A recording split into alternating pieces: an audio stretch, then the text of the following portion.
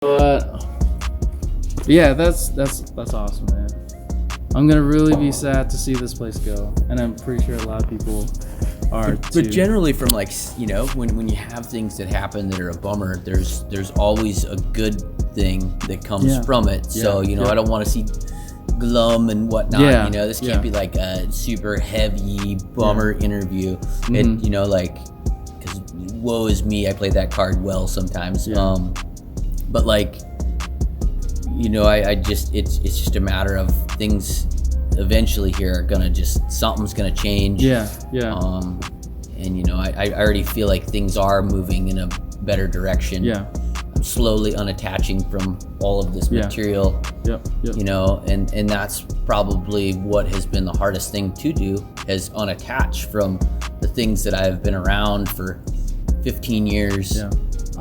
A guy that I used to work with, I ran a shop for a guy before I started this for a number of years. And I remember after I had left there and started this, he came in here, and I was just thinking about it the other day, how he said to me, he's like, it looks really good in here, Rob, you know, and he would talk like that, you know, and I was like, oh yeah, thanks, you know, and he's like, you know, better, it's your prison cell, you know. And I thought to myself, oh, that's kind of harsh, but in a way, you know, being married to a retail shop, it's a blessing, you know, but I've done this for so long that maybe I need to break out and do something different, you know.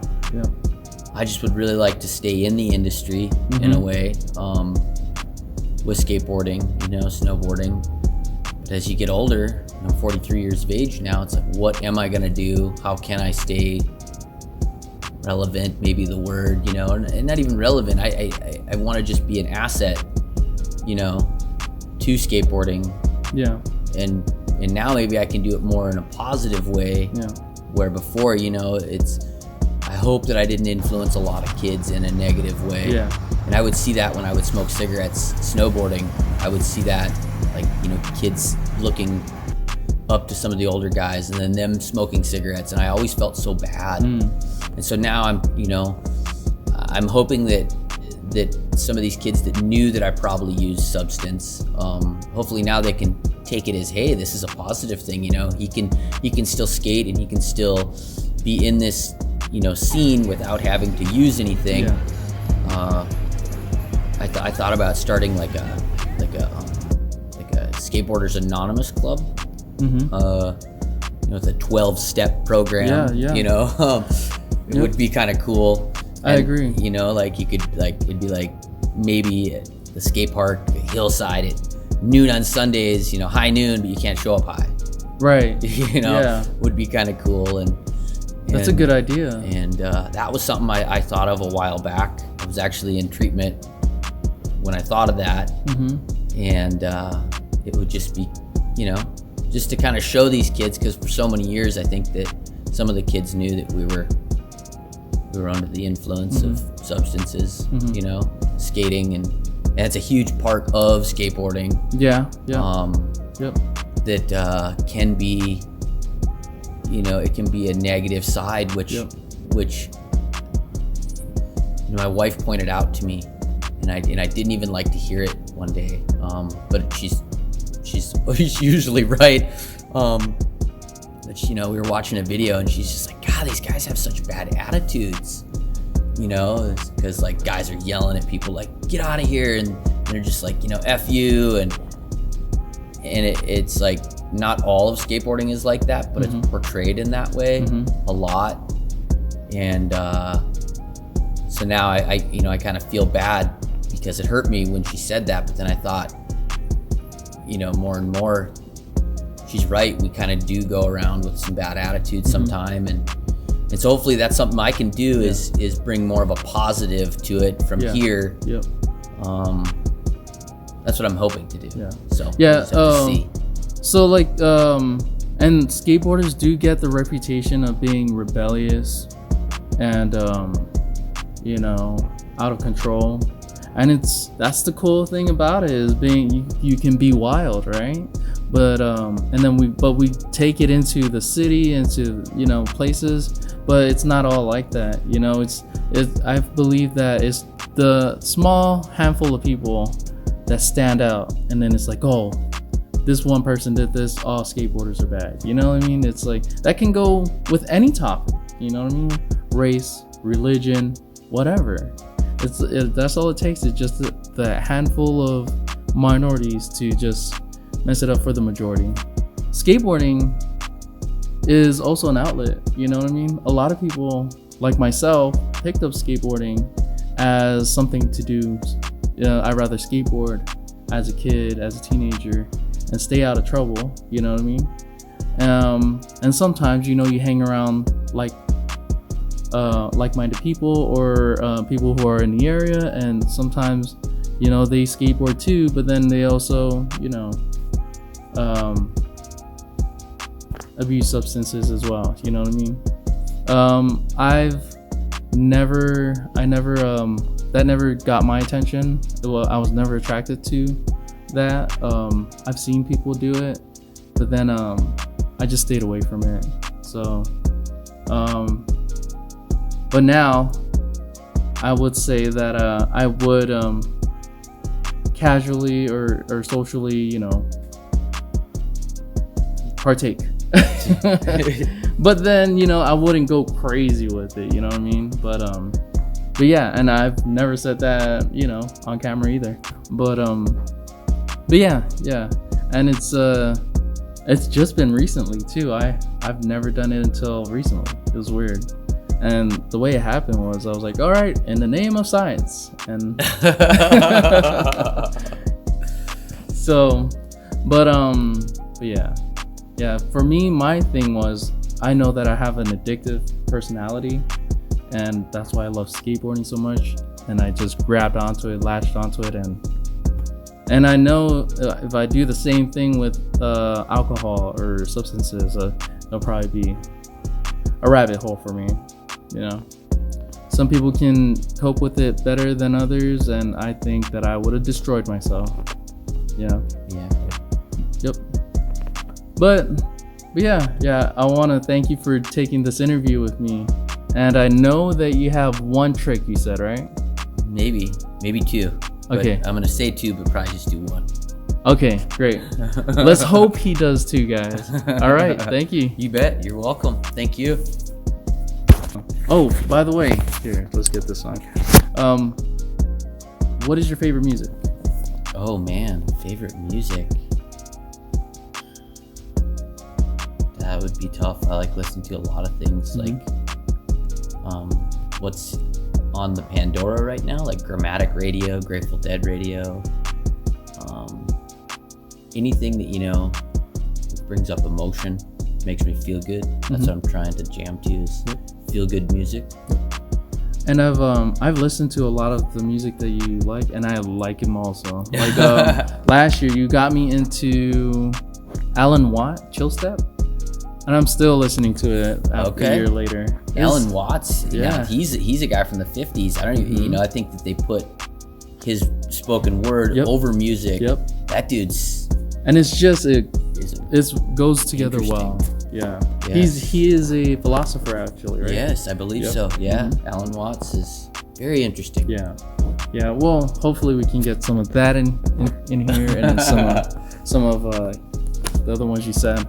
But yeah, is there anything you don't want to be in there? No, I'm pretty much open to it. Just trying to speak truth. Okay. That's. All right. So, well, let's get this mini skate session on. All right.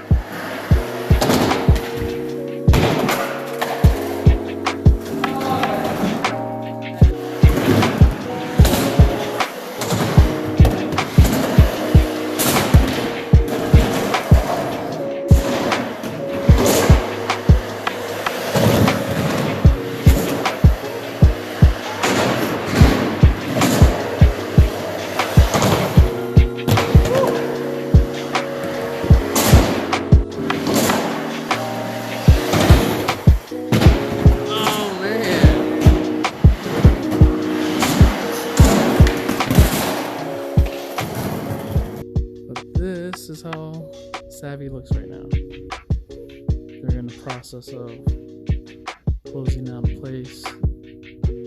Everything's 50% off. Everything you see here is 50% off. If you're in the area, support them. I'm self-sufficient. No, you're not. Did you grow that food? No, you didn't.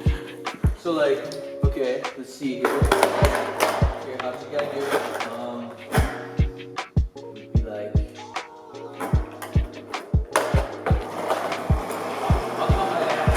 Okay.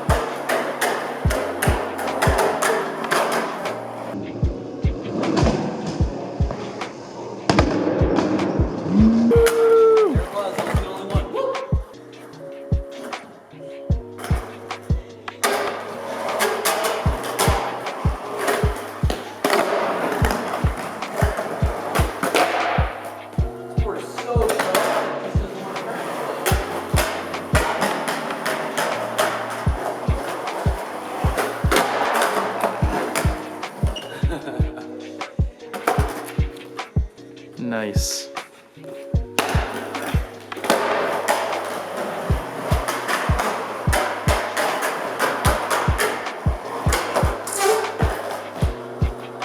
I hate it when it happens.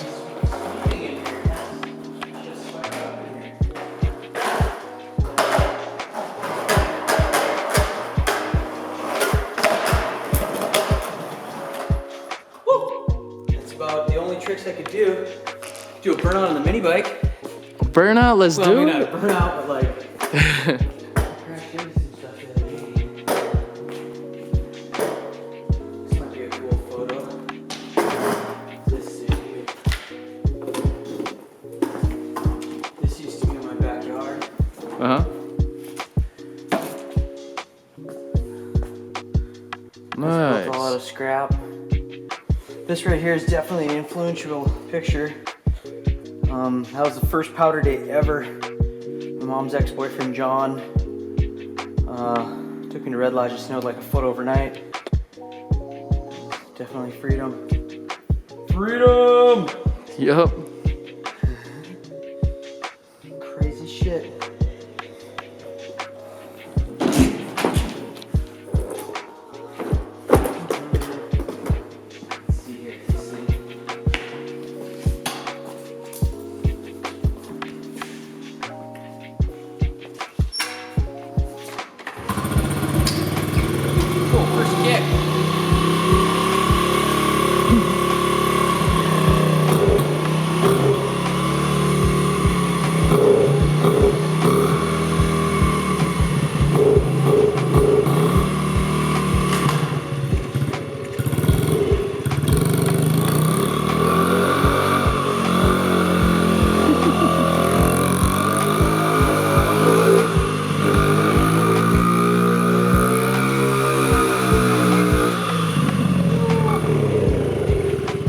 That's awesome. Look at the little tire marks. Throttle sticks on this thing. Yeah, This thing's super fun. that's so cool.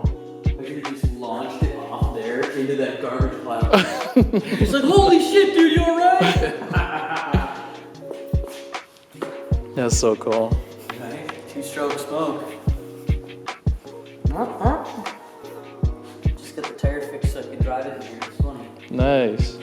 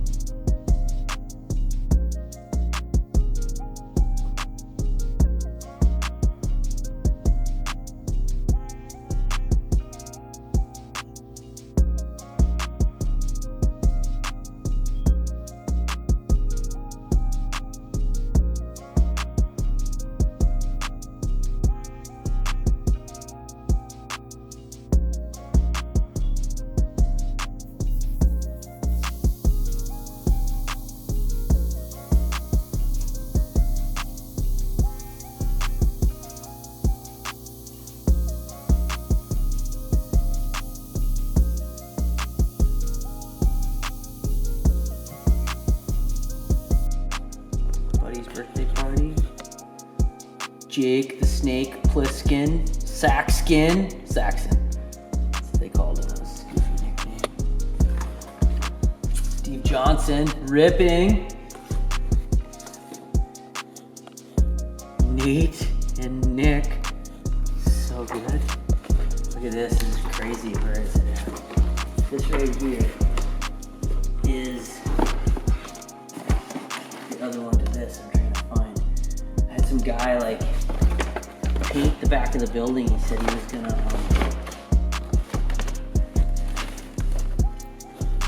gonna like paint this mural. And so I gave him this idea, like, yeah, dude, do this mural. Mm-hmm. I come back from this skateboard trip. Oh, there it is. Fuck yes, dude. Like, you know how much money I owed those guys? Yes, super stoked. You have to return it or something? Yeah, that right nice. there is just like a pumper. It was one of the first t-shirts we made. Nice. I think Nate or Nick. Yeah, one of the boys drew that. But like, check this out. So the guy was definitely on drugs. That was spray paint on the back of this building. Crazy shit, dude. Yeah. Interesting.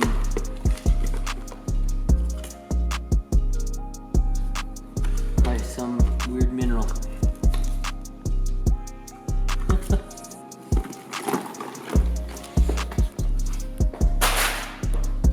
Yep, this is what's left of the shop. This is the end of it, the end of an era. Nice.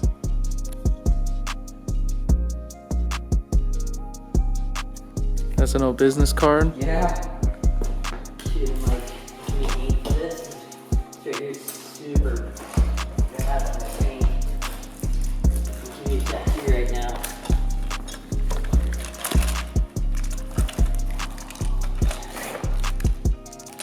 The level of stoke to find that modem. Mm-hmm. Yeah, this is a buffalo if I had ink.